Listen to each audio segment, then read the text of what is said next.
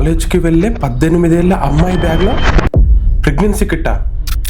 అవును, బిప్లాబి అనే ఒక 18 ఏళ్ల అమ్మాయి ప్రతిరోజు లాగానే కాలేజ్కి వెళ్ళింది. కానీ సాయంత్రం 5 ఇంటికి రావాల్సిన ఆ అమ్మాయి నైట్ 8 దాటినా కూడా ఇంటికి రాలేదు. ఆ అమ్మాయి వాళ్ళ పేరెంట్స్ వెంటనే కాలేజ్ కి, ఆ అమ్మాయి వాళ్ళ ఫ్రెండ్స్ కి కాల్ చేసి ఆ అమ్మాయి ఎప్పుడో వెళ్ళిపోయిందని చెప్పారు. అండ్ ఆ అమ్మాయి వాళ్ళ పేరెంట్స్ పోలీస్ స్టేషన్ కి వెళ్లి మిస్సింగ్ కంప్లైంట్ ఇస్తే ఆ పోలీస్ వాళ్ళు అమ్మాయి కదా ఎవరితోటైనా వెళ్ళిపోయి ఉంటుందిలే అనుకొని స్టార్టింగ్ లో ఎంక్వైరీ కూడా చేయలేదు. కానీ సిచ్యువేషన్ సీరియస్ అయ్యేసరికి పోలీసులు కూడా ఇన్వెస్టిగేషన్ చేయడం మొదలు పెట్టారు. ఇలా పోలీసులు ఈ అమ్మాయి గురించి ఇన్వెస్టిగేషన్ మొదలు పెట్టగానే ఈ అమ్మాయి చివరిసారిగా అదే ఏరియాలో ఉంటున్న జనత్ సింగ్ అనే 60 ఏళ్ల ఒక పెద్ద ఆయన తోటి కనిపించినట్టు తెలిసింది. సో వెంటనే ఆ పెద్ద మనిషి దగ్గరికి వెళ్లి ఎంక్వైరీ చేయడం మొదలు పెట్టారు. స్టార్టింగ్ లో అతను నాకేం తెలియదని చెప్పిండు.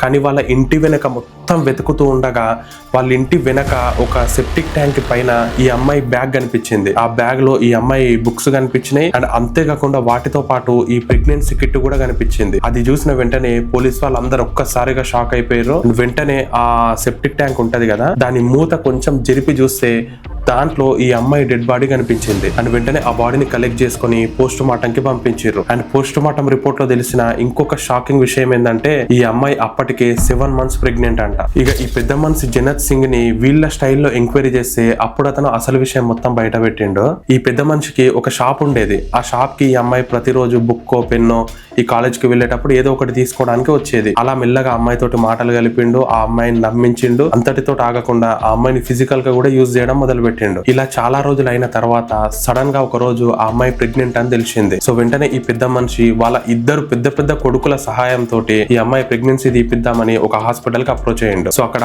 డాక్టర్ వాళ్ళు ఒప్పుకోకపోవడం తోటి అతను మెల్లగా బయటికి వచ్చేసిండు. కానీ ఈ అమ్మాయి కండిషన్ రోజు రోజుకి క్రిటికల్ అయ్యేసరికి ఈ విషయం బయటికి వస్తే అతని పరువు పోతుందేమో అనుకొని అతను వాళ్ళ ఇద్దరు కొడుకులు ప్లస్ ఈ ఫార్మసిస్ట్ వీళ్ళు నలుగురు కలిసి ఆ అమ్మాయిని ఇంటికి పిలిచి ఆ అమ్మాయిని దారుణంగా చంపేసి ఆ సెప్టిక్ ట్యాంక్ లో పడేసి వెళ్ళిపోయారు. సో ఇదంతా తెలిసిన తర్వాత వాళ్ళ నలుగురిని అరెస్ట్ అయితే చేశారు. ఈ అమ్మాయి వాళ్ళ పేరెంట్స్ గనక ఆ అమ్మాయిని ప్రతిరోజు మానిటర్ చేసి ఉంటే ఆ అమ్మాయిది ఈ విషయం ఎర్లీ స్టేజ్ లోనే బయటపడేది, ఆ అమ్మాయిని కంట్రోల్లో పెట్టేవాళ్ళు. అండ్ దీని వల్ల మీరేం మెసేజ్ ఇవ్వాలనుకుంటారో కూడా ఖచ్చితంగా కామెంట్ చేయండి.